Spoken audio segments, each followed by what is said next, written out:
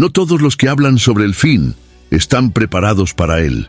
Y peor, muchos están siendo engañados dentro de la propia iglesia. Pablo no escribió a los tesalonicenses solo para consolarlos. Los advirtió con seriedad sobre una amenaza real, profética e inevitable. Un enemigo que surgirá con apariencia de piedad, realizará señales sobrenaturales y tomará para sí el lugar que pertenece solamente a Dios. La mayor parte del mundo lo seguirá.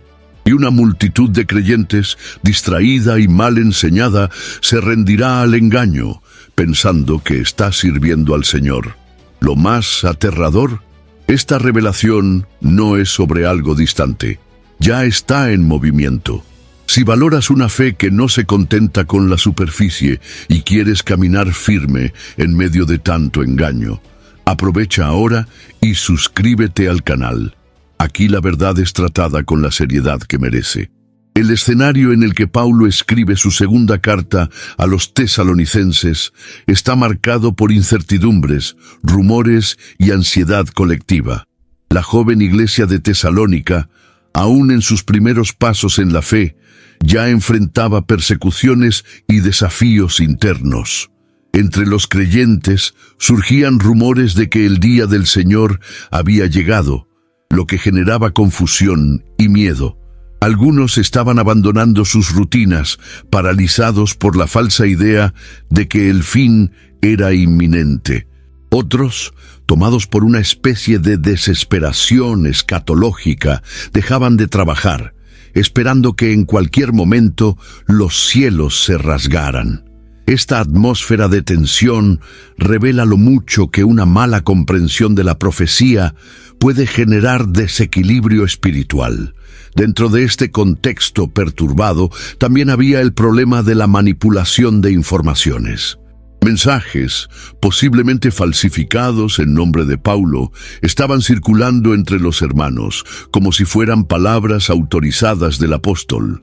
La falsedad se infiltraba sigilosamente en la comunidad, haciendo parecer que el propio Pablo había confirmado la llegada del juicio final. Este detalle es fundamental para comprender el tono firme y pastoral de la carta. Pablo no solo corrige doctrinas, él apacigua corazones, rescata la verdad y restaura el sentido de propósito de la iglesia. Él sabía que el miedo paralizaba, mientras que la verdad libera y fortalece. El comportamiento de algunos creyentes, movidos por estas noticias alarmantes, evidencia cómo el pánico espiritual puede minar la fe práctica. Muchos ya no veían sentido en seguir con sus trabajos o responsabilidades. Si el Señor ya hubiera vuelto, ¿qué valor tendrían sus rutinas? Este tipo de pensamiento revela un error común: confundir la expectativa por la venida de Cristo con el abandono de la vida cristiana cotidiana.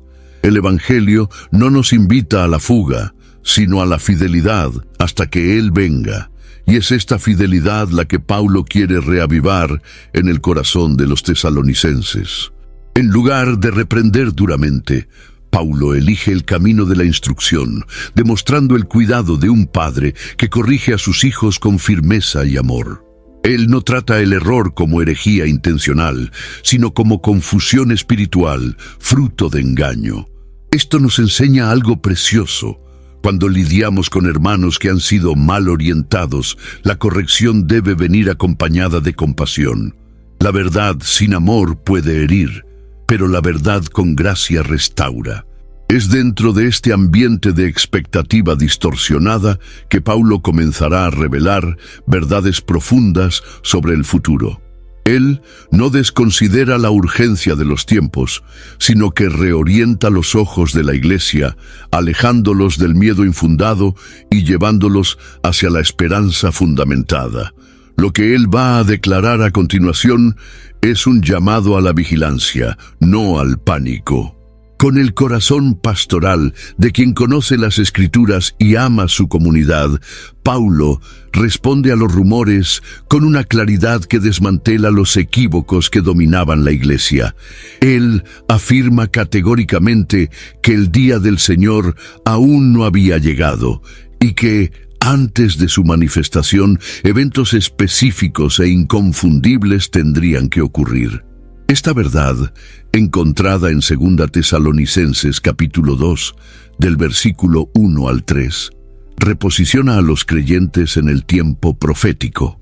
Pablo declara que habrá primero una apostasía y la revelación del hombre del pecado. En otras palabras, el reloj escatológico de Dios no avanza de forma aleatoria. Hay un orden establecido y señales innegociables. Esta explicación trae a la luz un principio importante. La profecía bíblica nunca es vaga o mística. Ella es, al mismo tiempo, espiritual y lógica. Al establecer criterios objetivos para la venida del Señor, Pablo protege a la Iglesia contra el misticismo que transforma la fe en superstición. Él está diciendo, en esencia, que no debemos ser arrastrados por cualquier viento de doctrina que prometa una vuelta secreta o que contradiga las palabras del propio Cristo, registradas en Mateo capítulo 24. Las señales de la venida son públicas, globales e inconfundibles. Nada de lo que Pablo enseña aquí es subjetivo. Además, al usar expresiones como «no os engañe nadie de ninguna manera», Pablo deja evidente que el engaño será una de las principales armas en los últimos días. La tentativa de anticipar los tiempos o espiritualizar los eventos antes de la hora es, en verdad, una distracción peligrosa. Pablo está llamando la atención de la Iglesia para que sus ojos estén firmes en la verdad revelada y no en la histeria profética. Cada generación necesita entender que la espera del Señor no es una inactividad, sino un posicionamiento de vigilancia y santidad. La madurez espiritual que Pablo propone no está en intentar adivinar fechas o identificar figuras escondidas, sino en reconocer los signos establecidos por Dios. Él no está ofreciendo una teoría conspirativa, sino un mapa espiritual. El apóstol nos invita a observar, discernir y permanecer firmes. Es como si dijera, no se dejen llevar por las emociones del momento, observen los hitos del plan divino. Con esto, Pablo no solo combate el error, sino que restaura la esperanza. La promesa de la venida de Cristo no debe causar miedo, sino perseverancia. Si hay señales que cumplir, hay tiempo para arrepentimiento, tiempo para el fortalecimiento de la fe, tiempo para trabajar con celo y esperar con expectativa santa. Es esta conciencia la que Él quiere despertar en sus lectores. Pocos títulos bíblicos cargan tanto peso y misterio como este, el Hijo de la Perdición. La expresión utilizada por Pablo en 2 Tesalonicenses, capítulo 2, versículo 3, apunta a una figura cuya naturaleza es totalmente opuesta a Cristo. Él es descrito como aquel que se opone, que se levanta contra todo lo que se llama Dios, y que se sienta como Dios, queriendo parecer divino. Esta descripción, cargada de simbolismo y terror, ha generado debates a lo largo de los siglos. ¿Sería él un individuo literal, un líder mundial, o representaría un sistema maligno que se encarna en diferentes formas a lo largo de la historia? La elección del término «hijo de la perdición» no es accidental. La misma expresión fue utilizada por Jesús en Juan capítulo 17, versículo 12, al referirse a Judas Iscariote. Ambos son traidores, figuras que operan desde dentro para destruir lo que es santo. Esta asociación lanza luz sobre la identidad de este personaje. Él no será alguien venido de fuera, sino alguien que se presentará como aliado de la fe hasta que revele su verdadera cara. El Hijo de la Perdición es, antes que nada, un engaño disfrazado de verdad. Su mayor arma será la imitación de lo sagrado. Históricamente, teólogos han interpretado esta figura de diferentes maneras. Algunos apuntan a un líder político mundial que se levantará en los últimos días, unificando naciones bajo un gobierno anticristiano. Otros ven en él un sistema religioso corrompido que usurpa la adoración y desvía la devoción hacia sí. Hay aún quienes consideran que ambas visiones se complementan. El hombre del pecado será tanto un individuo como la encarnación de un sistema maligno que crece en influencia hasta alcanzar su plenitud. Lo más importante, sin embargo, es comprender su papel, exaltarse en lugar de Dios, tratando de asumir el trono del Creador en el corazón de las personas. Este tipo de exaltación ya puede ser percibido en muchos contextos actuales. El culto a la personalidad, la relativización de la verdad, la sustitución de la adoración a Dios por la idolatría del yo. Todo esto son expresiones de una cultura que prepara el terreno para el surgimiento de alguien que se presentará como solución para el caos mundial. No será difícil aceptarlo, pues él vendrá con discursos seductores, promesas de paz y autoridad incontestable. El mundo, cansado de guerras y divisiones, deseará un Salvador, pero este será falso y su esencia será destructiva. La alerta de Pablo no es para estimular curiosidad mórbida, sino para despertar discernimiento. Antes de que el inicuo sea revelado, ya es posible percibir su influencia infiltrándose en las estructuras sociales, culturales e incluso religiosas. La pregunta que queda es, ¿nuestros corazones estarían listos para resistir el encanto del engaño, caso él surgiera hoy? Antes de seguir, dime algo en los comentarios. En tu opinión, ¿el hijo de la perdición será un líder real o un sistema disfrazado de religiosidad?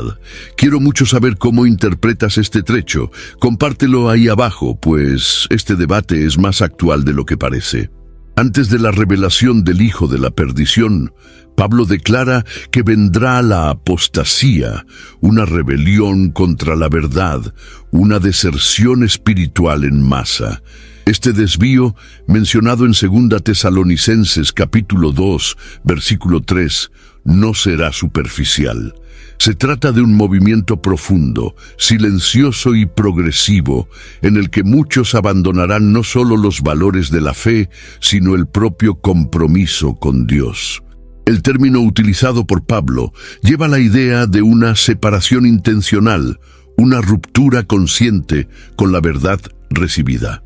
Lo más alarmante es que esta apostasía no viene de fuera, sino que surge dentro de la propia comunidad de fe. La sutileza del proceso es una de las marcas más peligrosas de esta rebelión. No se presenta al principio como rechazo abierto.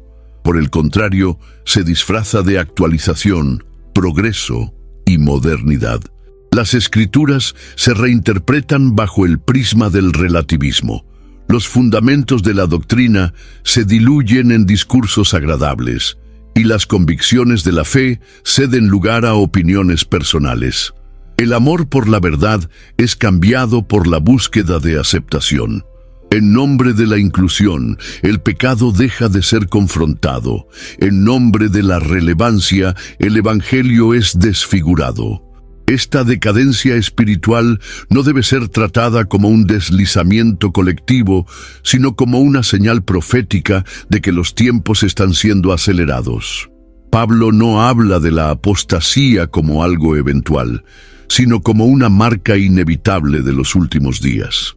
La carta de 1 Timoteo, capítulo 4, versículo 1, confirma esta idea al afirmar que en los últimos tiempos algunos apostatarán de la fe, prestando atención a espíritus engañadores y a doctrinas de demonios. Es una rebelión que se establece en la mente, se enraiza en el corazón y se manifiesta en actitudes que desafían directamente los preceptos de Dios. Este proceso genera un efecto devastador en la comunidad. La confianza entre hermanos se quiebra. Los líderes espirituales se convierten en objetivos de constantes cuestionamientos y la comunión se enfría. En medio de la apostasía, crece la intolerancia contra la verdad y el malestar ante la santidad. Quien permanece fiel pasa a ser visto como anticuado, radical o incluso intolerante.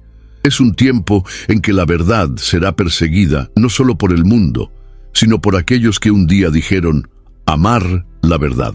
Pablo nos alerta para no ser sorprendidos por esta realidad. La apostasía no es el fin de la iglesia, sino el tamiz de Dios. Ella revela quién está firme sobre la roca y quién ha edificado sobre la arena. En medio del abandono colectivo, los fieles serán llamados a permanecer firmes, incluso cuando estén en minoría. Y en esa resistencia silenciosa, Dios será glorificado. El lenguaje utilizado por Pablo al describir al hijo de la perdición revela algo profundamente simbólico y aterrador. Él se sentará en el templo de Dios, queriendo parecer Dios. Esta afirmación, en 2 Tesalonicenses capítulo 2, versículo 4, ha provocado diversas interpretaciones a lo largo de los siglos. Algunos creen que este templo es literal, reconstruido en Jerusalén en los últimos días. Otros lo ven como una representación del espacio sagrado, sea la iglesia como cuerpo colectivo, sea el propio corazón humano. Lo que no se puede ignorar es el significado de esta entronización. Se trata de una usurpación de la gloria divina, un intento diabólico de sustituir al Creador por la criatura. Esta autoexaltación del hombre del pecado es el ápice de la rebelión. Él no se contenta con oponerse a Dios, desea ser adorado en su lugar. Es el mismo espíritu que operó en Lucifer, como se registra en Isaías capítulo 14, versículo 13, cuando dijo: «Subiré al cielo y seré semejante al Altísimo». Lo que vemos es una repetición del orgullo original, ahora encarnado en una figura humana o sistema global, que exigirá para sí el honor que pertenece solamente al Señor. El templo, sea físico o simbólico, se convierte en escenario de un afrontamiento público contra Dios. La simbología del templo no puede ser tratada con superficialidad. A lo largo de las Escrituras, el templo siempre ha sido el lugar de la presencia divina, del sacrificio y de la comunión entre Dios y los hombres. Al colocarse allí, el inicuo no solo ocupa un espacio físico, sino que corrompe el concepto más sagrado de la adoración. Crea una falsa espiritualidad, una religión sin cruz, una fe sin arrepentimiento. Se trata de una liturgia profanada que seduce con apariencia de piedad, pero niega el poder de la santidad. Este dominio sobre el templo apunta a una crisis profunda en la esfera de la adoración. Ya no se adora en espíritu y en verdad, como enseñó Jesús en Juan capítulo 4, versículo 24. Ahora, la adoración se convierte en espectáculo, culto a la personalidad, adoración a la imagen. Las multitudes son atraídas no por el Cordero, sino por promesas de poder, prosperidad y visibilidad. El altar es cambiado por escenarios. El mensaje de la cruz es sustituido por eslóganes de autoayuda. El templo se convierte tristemente en un trono de vanidad. Incluso ante esta profanación, Pablo deja implícito que Dios aún está en control. El trono usurpado no es señal de derrota, sino parte del escenario que precede a la intervención divina.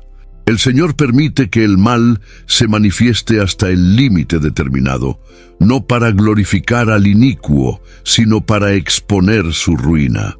Y cuando el verdadero Rey se manifieste, no habrá trono que permanezca ante su gloria.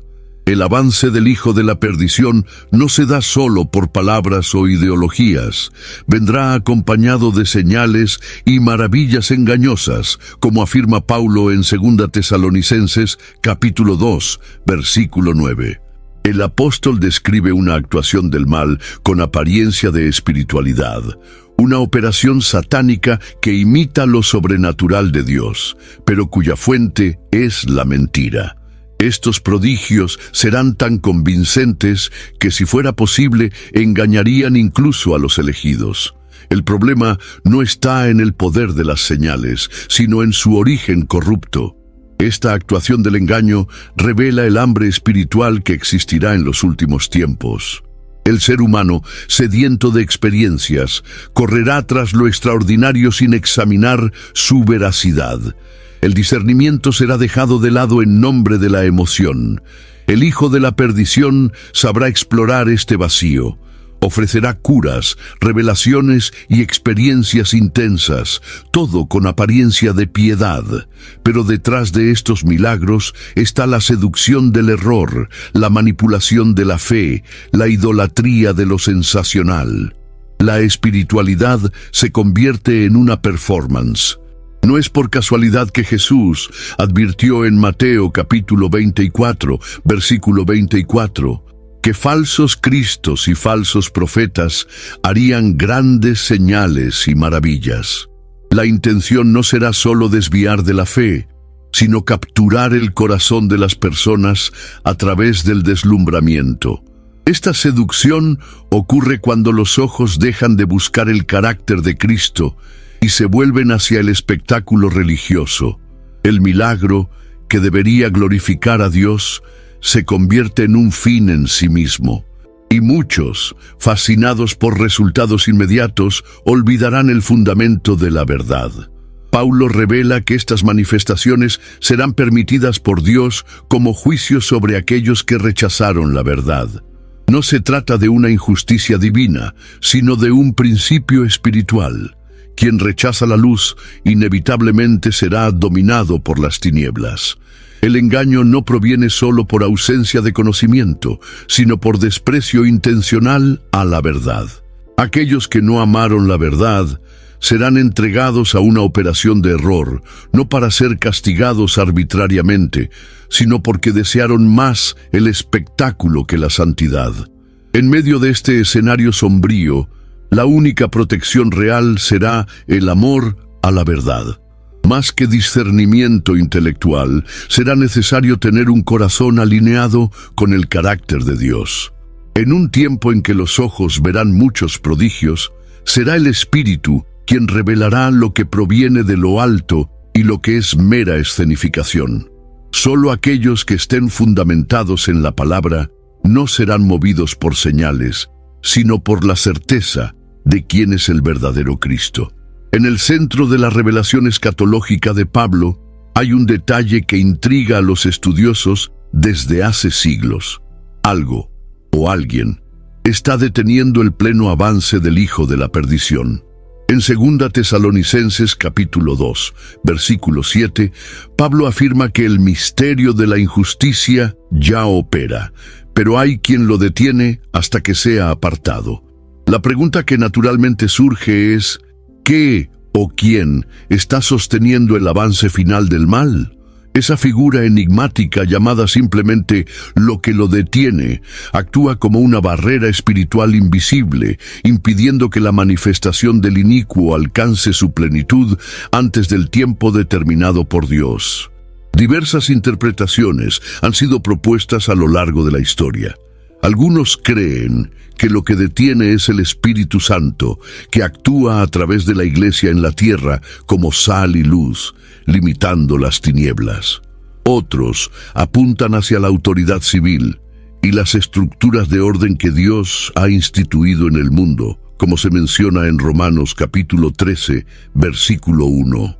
También hay quienes asocian esta fuerza detentora con el propio plan soberano de Dios, que establece los tiempos y las estaciones, impidiendo que el mal sobrepase los límites que Él mismo ha determinado. Independientemente de la interpretación, el punto central permanece: el mal está limitado por la soberanía divina. Es fundamental entender que el inicuo no es una fuerza autónoma o fuera de control. Actúa dentro de un espacio permitido y su avance depende de la eliminación de lo que lo frena. Esto nos revela que incluso en los tiempos más oscuros hay una mano controladora que rige todas las cosas.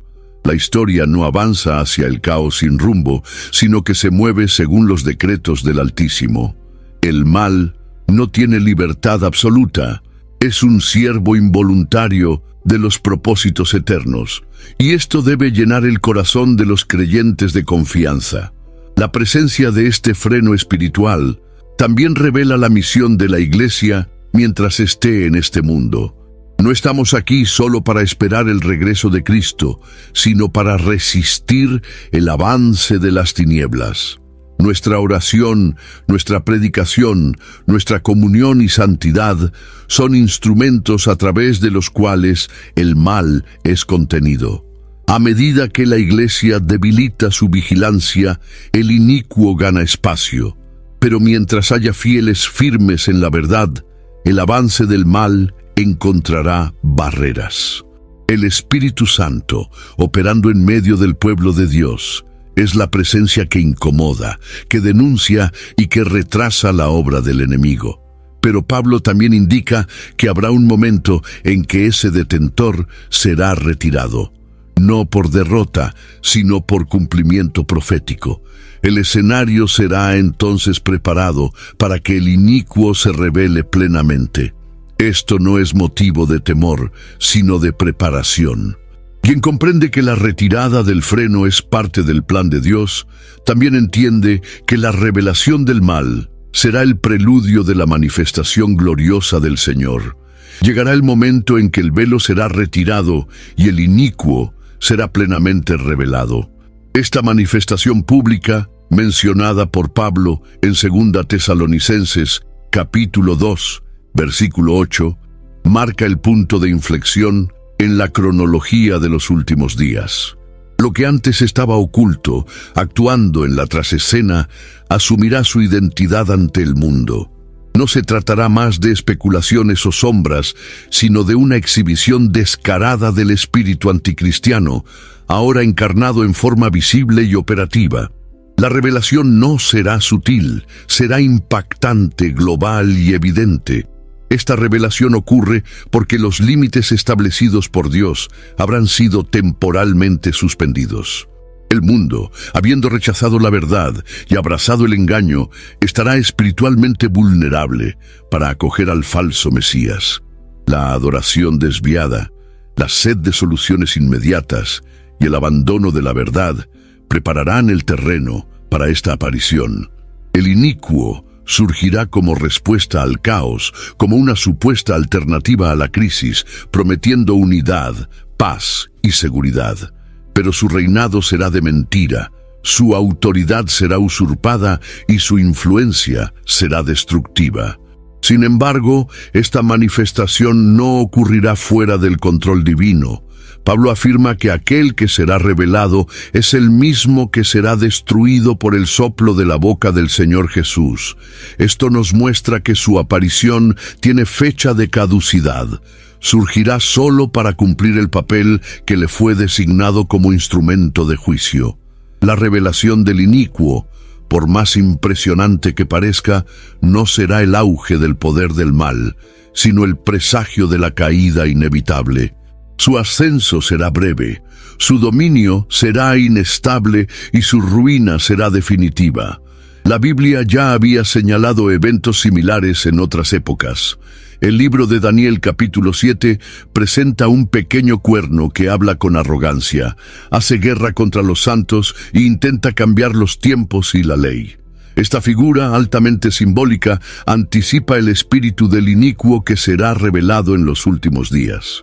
Ya en Apocalipsis capítulo 13 encontramos la bestia que recibe poder, trono y autoridad y cautiva al mundo con sus hechos. Estos paralelismos refuerzan que la revelación del hombre del pecado será el cumplimiento final de un patrón repetido en la historia, el intento de sustituir a Dios por la criatura. Este tiempo exigirá un discernimiento agudo de los fieles. No será suficiente tener conocimiento bíblico, será necesario tener intimidad con el Espíritu Santo, ya que el engaño será sofisticado. El mundo celebrará esta figura mientras los santos lo resistirán. El precio de la fidelidad será alto, pero la recompensa será eterna. La revelación del inicuo será el último gran acto antes de que la gloria de Cristo ilumine toda la tierra. Aunque Pablo anuncie con seriedad la revelación del inicuo, él no cierra esta parte de la carta con tono de derrota, sino con una proclamación gloriosa. El Señor Jesús lo destruirá con el aliento de su boca y lo aniquilará con el esplendor de su venida. Esta verdad, escrita en 2 Tesalonicenses capítulo 2, versículo 8, es una de las declaraciones más poderosas de la escatología cristiana.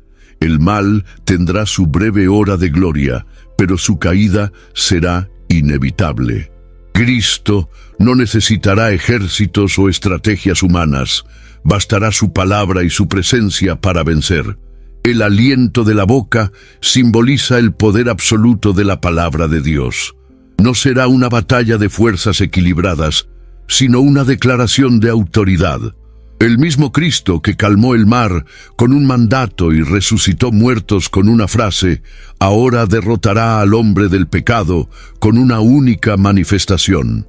La espada que sale de su boca, como se describe en Apocalipsis capítulo 19, versículo 15, es su palabra invencible.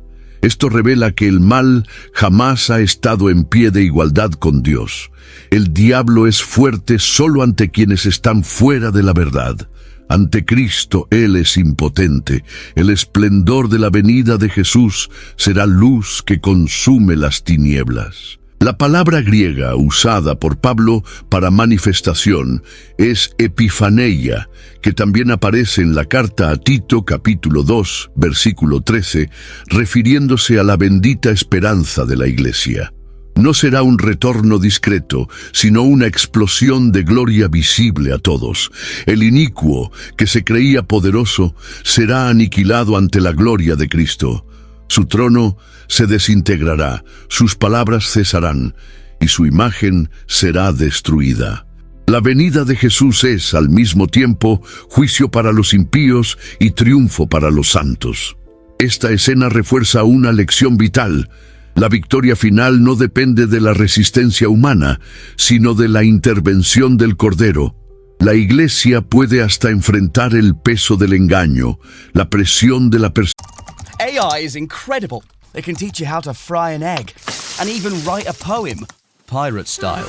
Yarr! But it knows nothing about your work. Slackbot is different. It doesn't just know the facts. It knows your schedule. It can turn a brainstorm into a brief. And it doesn't need to be taught. Because Slackbot isn't just another AI. It's AI that knows your work as well as you do. Visit slack.com/meet Slackbot to learn more. How does PwC take your company to the leading edge? They bring the sharpest minds in tech to your team, so you can bring the ideas that will transform your business.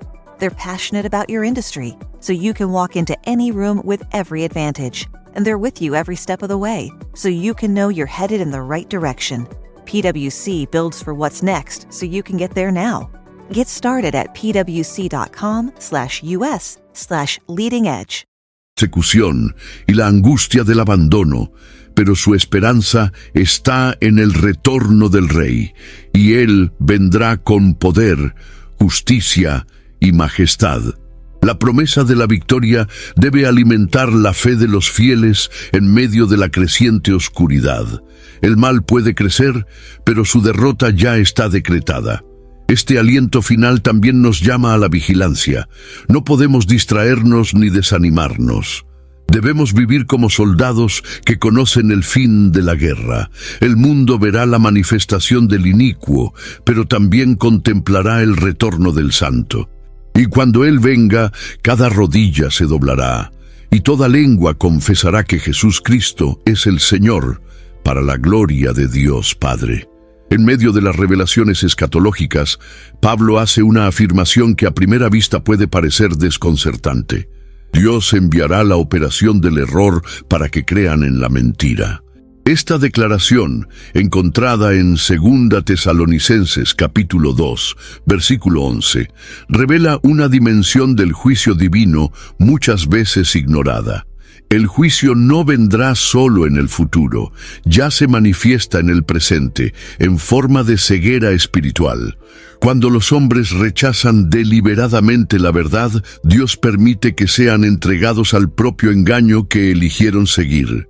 Este principio aparece también en Romanos capítulo 1, versículo 24, donde Pablo afirma que Dios los entregó a las concupiscencias de su propio corazón. No se trata de un Dios que engaña, sino de un Dios que respeta las elecciones humanas hasta el punto de permitir que los corazones obstinados se hundan en las consecuencias de lo que desearon.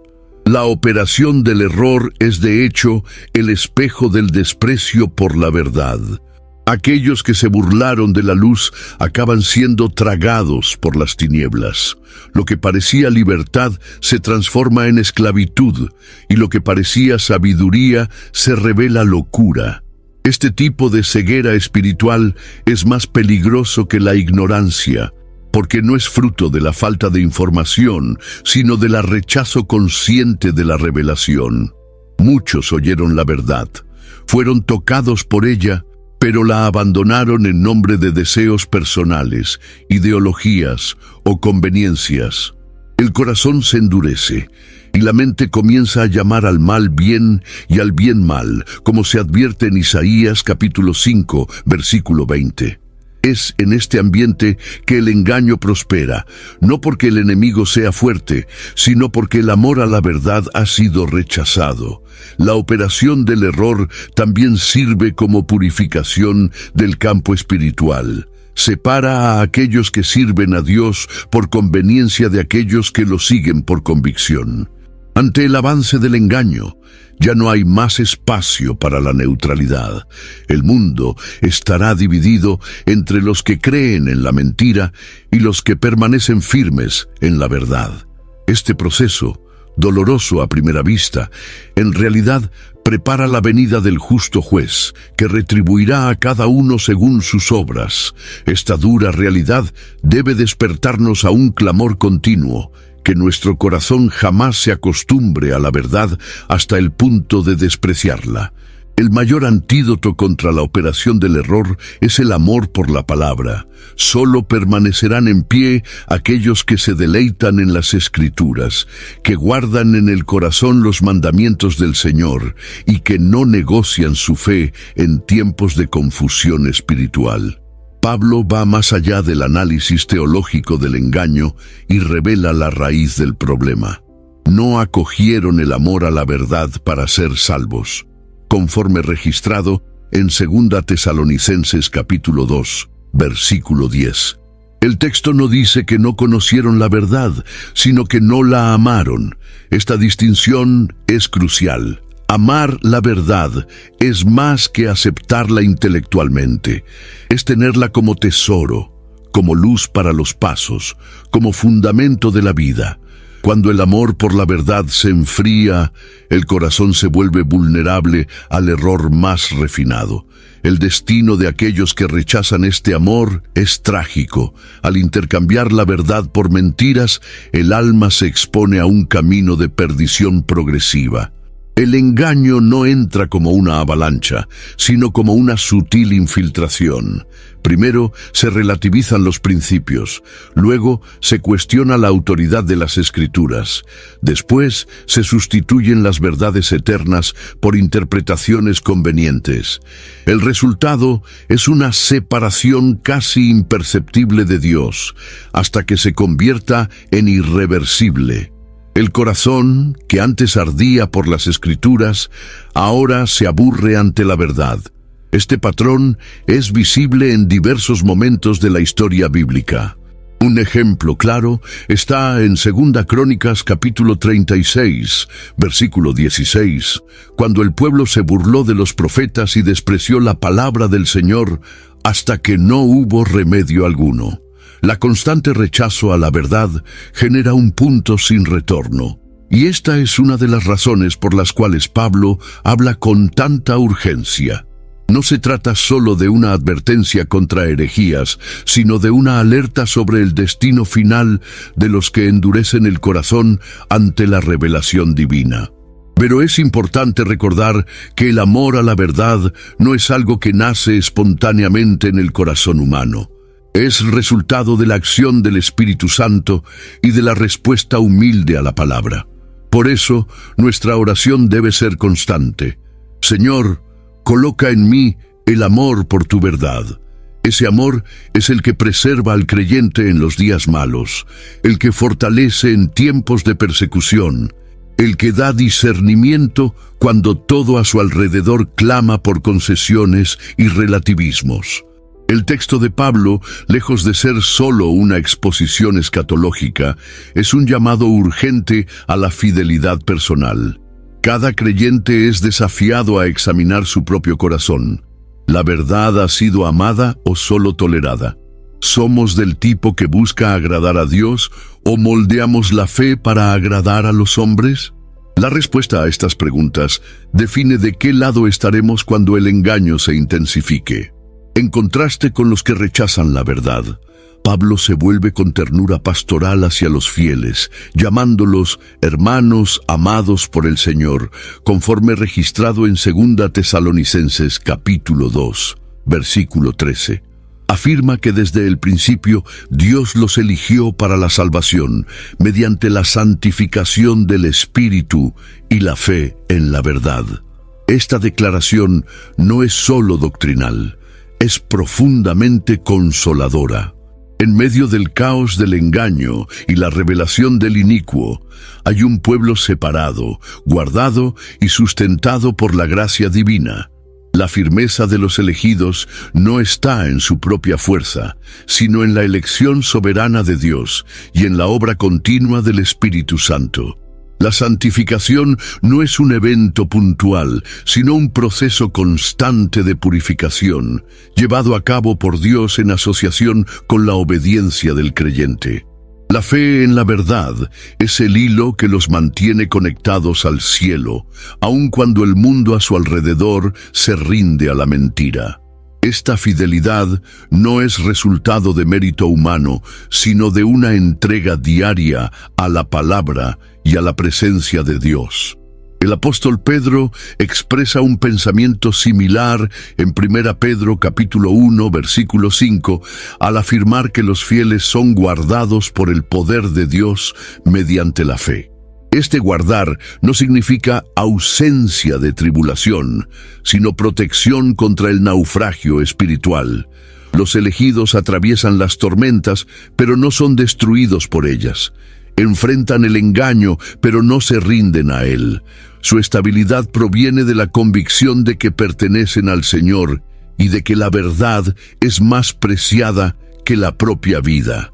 Pablo los anima a mantener esa firmeza, no como una exigencia pesada, sino como expresión de su propia identidad espiritual.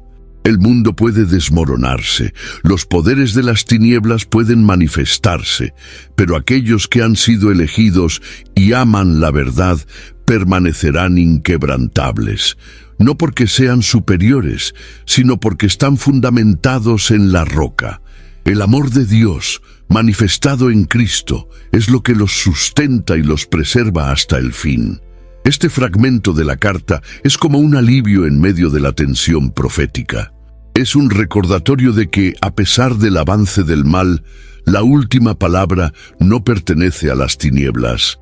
Hay un remanente fiel que será guardado, y para estos, Pablo reserva palabras de aliento, como quien toma la mano de sus hijos y dice: permanezcan firmes, ustedes han sido elegidos para vencer.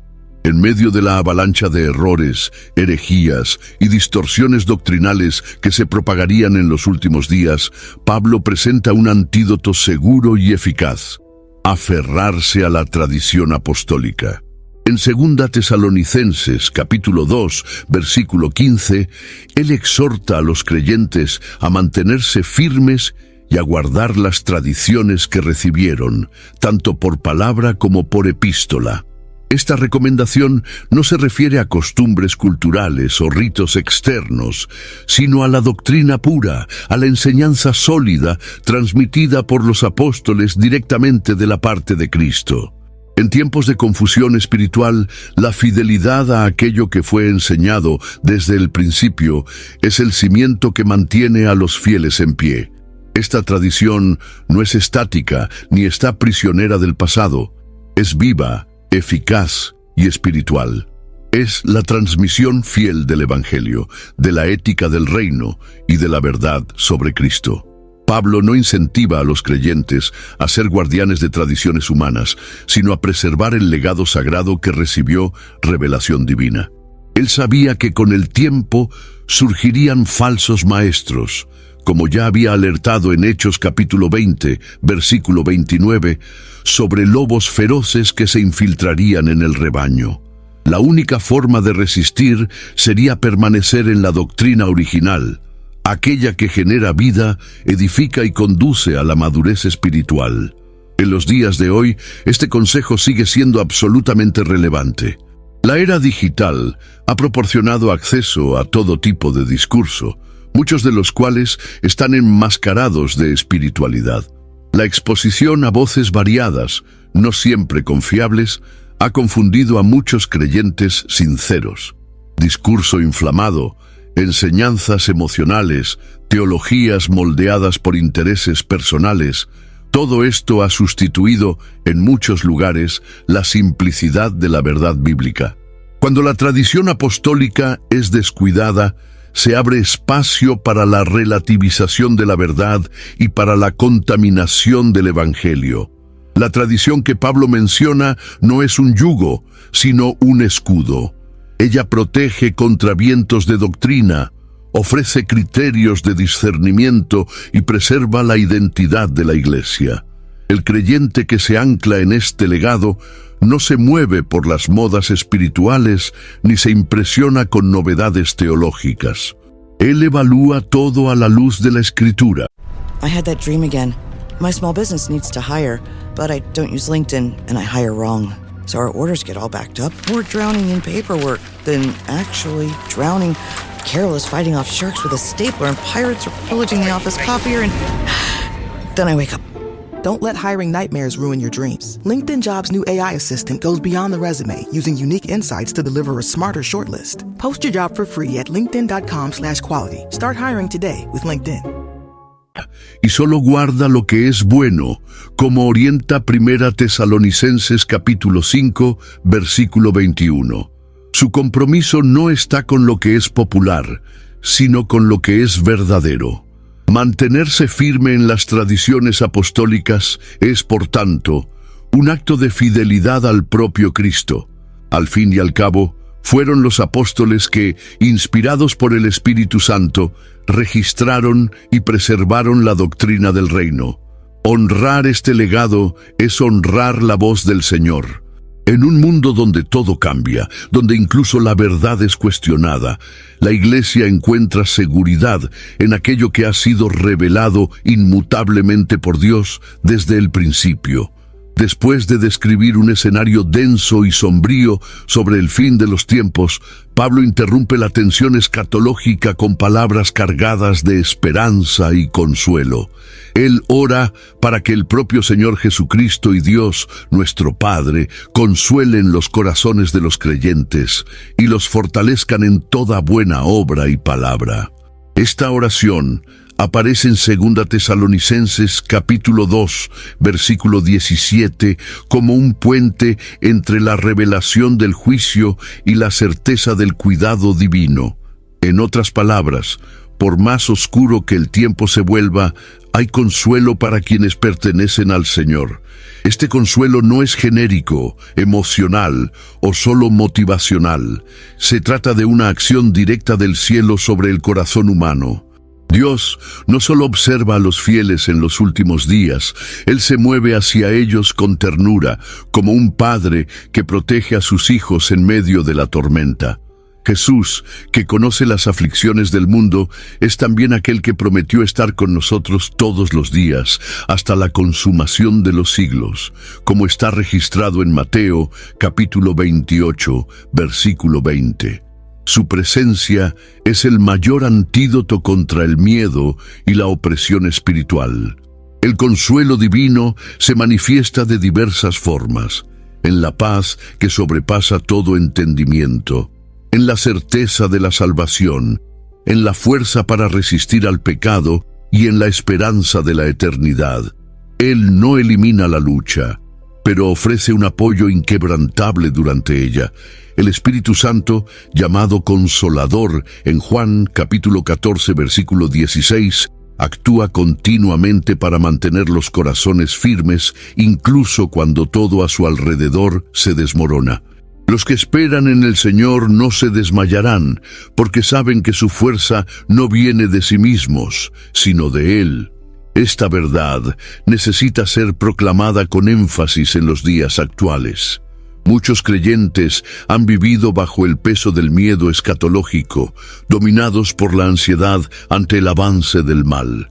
El mensaje de Pablo es un recordatorio poderoso.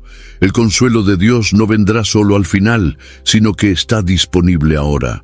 La misma mano que escribió el final de la historia es la que sostiene a los suyos en el presente, y esa mano jamás pierde el control. El consuelo divino, por tanto, es más que alivio emocional, es sustento espiritual.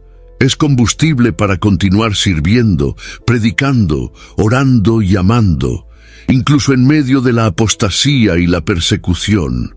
El Dios que nos eligió también es el Dios que nos consuela. Y cuando todo parezca estar cayendo, Él estará presente, diciendo a nuestros corazones: no temas, yo estoy contigo. Después de enseñar, advertir y consolar, Pablo hace lo que todo verdadero líder espiritual debe hacer. Ora. En 2 Tesalonicenses capítulo 3, versículos 1 y 2, el apóstol suplica a los hermanos que intercedan por él, para que la palabra del Señor se propague rápidamente y sea glorificada. Pero al mismo tiempo intercede por los creyentes, pidiendo que sean guardados de los hombres malos y perversos. Esta actitud muestra que, en tiempos de batalla espiritual intensa, la oración no es un recurso opcional, sino una necesidad vital. La oración de Pablo no se restringe a pedir liberación. Él ora para que el Señor dirija los corazones de los fieles al amor de Dios y a la constancia de Cristo, como vemos en el versículo 5. Esta constancia es fundamental en tiempos de crisis. En un escenario de confusión doctrinal, persecución y engaño, mantener el corazón estable es un milagro que solo la oración puede operar. Pablo sabía que ninguna exhortación, por más elocuente que fuera, tendría poder real sin el respaldo del Espíritu de Dios. Por eso intercede. Esta práctica encuentra eco en otras partes de las Escrituras. En Colosenses capítulo 1, versículo 11, el apóstol ora para que los hermanos sean fortalecidos en todo poder, según la fuerza de la gloria de Dios, en toda perseverancia y longanimidad.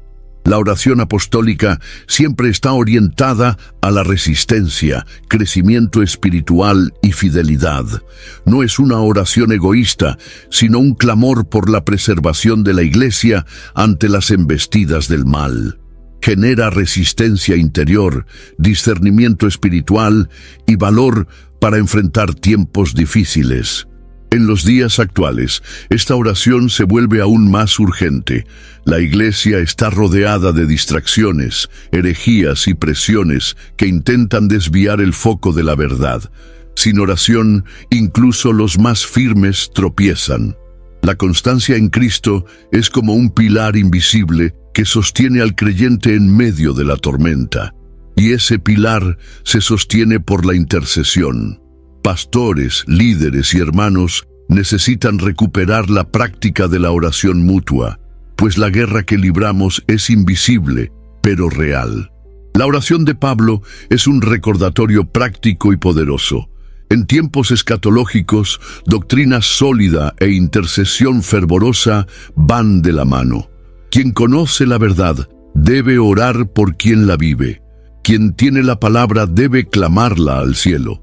Y quien está en la batalla necesita saber que hay rodillas dobladas sosteniendo sus pasos. Así avanza el pueblo de Dios, con la espada de la verdad en la mano y con el corazón firme en el altar de la intercesión. A pesar de las grandiosas revelaciones sobre el fin de los tiempos, Pablo dirige sus ojos a cuestiones prácticas de la vida cristiana, mostrando que la espiritualidad auténtica también se manifiesta en la forma en que conducimos el día a día. En 2 Tesalonicenses capítulo 3, versículos 6 a 11, él advierte severamente contra la ociosidad entre los hermanos. Algunos, influenciados por interpretaciones erróneas sobre la vuelta de Cristo, habían abandonado sus responsabilidades y se habían vuelto desordenados, esperando pasivamente el fin. Pablo los reprende con firmeza, recordando que ni él ni sus compañeros actuaron así cuando estuvieron entre ellos. La vida cristiana no se compone solo de espera, sino de trabajo fiel mientras se espera. El apóstol recurre a su propio ejemplo, diciendo que trabajó con esfuerzo para no ser una carga para nadie, incluso teniendo derecho a ser sostenido por el ministerio. Esta actitud revela el corazón de un líder que enseña con acciones.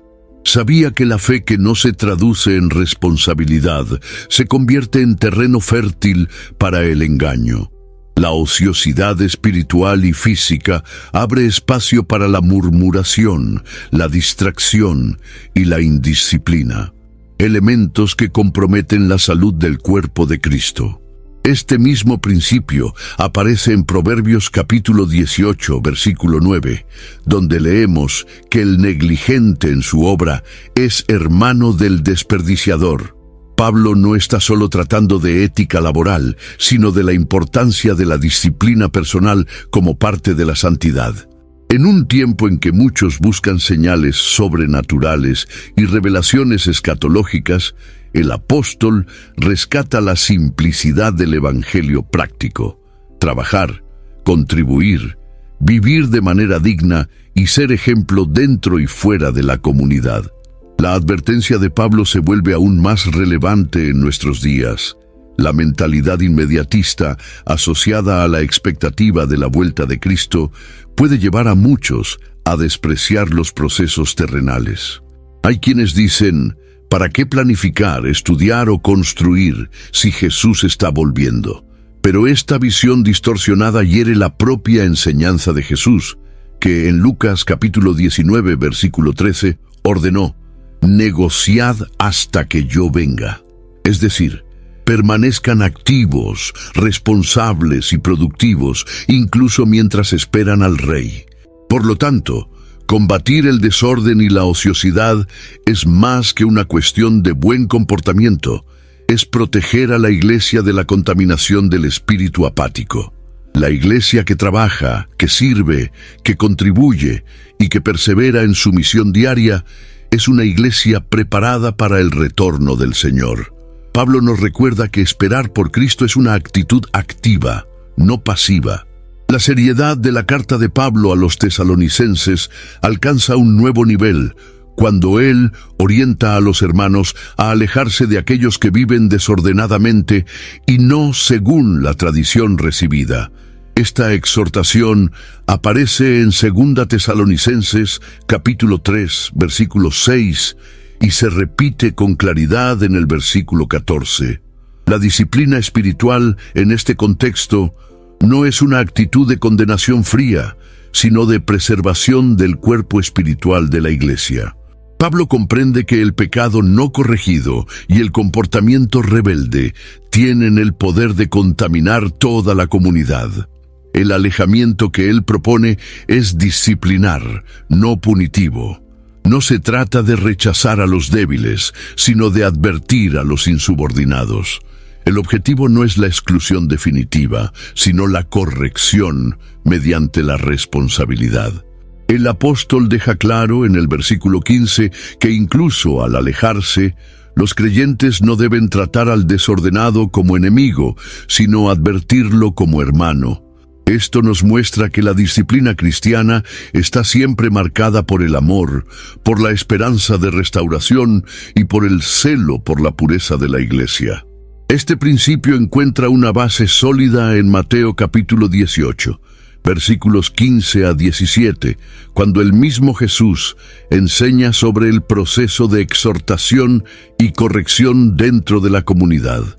La disciplina, cuando es bien llevada, no aleja a los pecadores arrepentidos, sino que crea un ambiente donde el pecado no es tolerado y la verdad es preservada.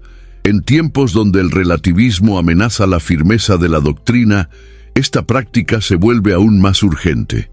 Sin embargo, se necesita sabiduría espiritual para distinguir entre los débiles en la fe y los rebeldes contumaces. La Iglesia debe ser un hospital para los enfermos espirituales, pero no puede ser rehén de comportamientos que desafían abiertamente los mandamientos del Señor. Cuando el desorden no se confronta, se normaliza. Cuando la mentira no se corrige, se institucionaliza. Y lo que comienza como tolerancia, termina como apostasía. Por lo tanto, el llamado de Pablo es por una iglesia que ama la verdad lo suficiente para proteger sus límites. Una comunidad saludable corrige en amor, advierte con gracia y disciplina con el objetivo de restaurar. La firmeza doctrinal y la pureza espiritual no son lujos de la fe, son fundamentos innegociables para que la iglesia permanezca luz en un mundo cada vez más en tinieblas. La carta de Pablo termina de forma sublime, con una bendición cargada de poder y ternura. Él declara en 2 Tesalonicenses capítulo 3, versículo 16, que el Señor de la paz, Él mismo, les dé paz siempre y de toda manera. Después de abordar temas densos como el surgimiento del inicuo, la apostasía, el juicio y la disciplina, Pablo cierra con una nota de paz. No como ausencia de conflicto, sino como presencia de Dios en medio de la batalla. Esta paz no es circunstancial, es una promesa activa para los que permanecen fieles hasta el fin. La paz que Pablo desea no es generada por estabilidad política, seguridad material o previsibilidad de la vida. Nace de la relación con el Señor de la paz. En Isaías capítulo 26, versículo 3, está escrito: Tú conservarás en perfecta paz a aquel cuya mente está firme en ti, porque confía en ti. La firmeza espiritual genera estabilidad emocional. Los que tienen los ojos fijos en Cristo, incluso en medio de tempestades escatológicas, encuentran descanso interior. Esta paz se manifiesta en múltiples dimensiones. Consola en medio de la pérdida, fortalece en el momento de la persecución, guía en la confusión y sostiene ante la incertidumbre. No es una paz que niega el caos, sino que prevalece sobre él. Es como un río que corre silenciosamente en medio del desierto, alimentando la esperanza de que, a pesar de las tribulaciones, el Dios de la alianza sigue en el trono. Esta paz es lo que distingue a los que conocen a Dios de los que solo lo mencionan. Pablo deja claro que esta paz viene de toda manera. Es decir, es abarcadora, eficaz, adaptable a las diversas situaciones. Ya sea en la lucha contra el engaño, ya sea en la resistencia a la apostasía, ya sea en la corrección de hermanos o en el trabajo diario, el Señor de la paz está presente, y su presencia es suficiente para sostener al creyente hasta el día glorioso de la manifestación de Cristo. La paz, en este contexto, no es el fin de la guerra, sino el consuelo divino durante el combate. Finalizar la carta con esta bendición no es un gesto poético, sino una afirmación de autoridad apostólica. Pablo, que inició la epístola corrigiendo errores, termina reafirmando el cuidado de Dios. El mismo Señor que juzgará a los impíos es el que pacifica a los justos. Y es en esta tensión entre juicio y gracia, entre advertencia y consuelo, donde la verdadera vida cristiana florece. Aquellos que permanecen fieles, que guardan la doctrina, que resisten el engaño y viven con esperanza, recibirán no solo paz, sino al mismo Señor de la paz habitando con ellos. Hay mucha gente viviendo como si nada estuviera por suceder, pero tú sabes lo que está detrás de todo esto. Entonces, deja tu comentario, comparte con quien necesita despertar y, si aún no has sido parte, inscríbete, porque la verdad no puede ser silenciada. This episode is brought to you by Greenlight. Get this. Adults with financial literacy skills have 82% more wealth than those who don't. From swimming lessons to piano classes, us parents invest in so many things to enrich our kids' lives. But are we investing in their future financial success? With Greenlight, you can teach your kids financial literacy skills like earning, saving, and investing. And this investment costs less than that after-school treat. Start prioritizing their financial education and future today with a risk-free trial at greenlight.com/Spotify. Greenlight.com/Spotify.